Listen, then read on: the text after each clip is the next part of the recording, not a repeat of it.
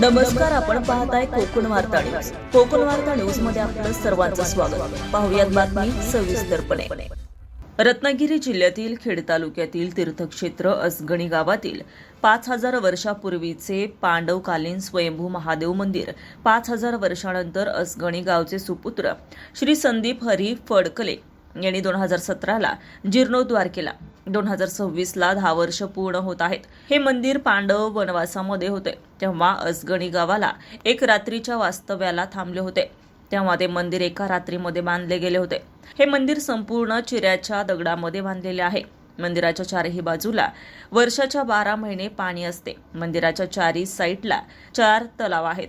हे खेड तालुक्यातील असगणी गावचे वबजागृत देवस्थान आहे. मुंबई गोवा हायवे पासून 2 किलोमीटर अंतरावर हे मंदिर आहे. श्री संदीप फडकले यांनी मंदिर बांधताना अहोरात्र कष्ट केले आणि या मंदिराला नवीन स्वरूप दिलं.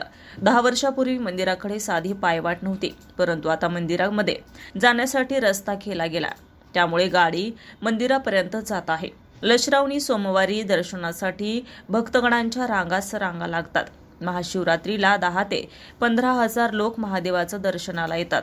हे मंदिर बघता बघता तीर्थक्षेत्र असगणी गाव या नावाने ओळखले जात आहे.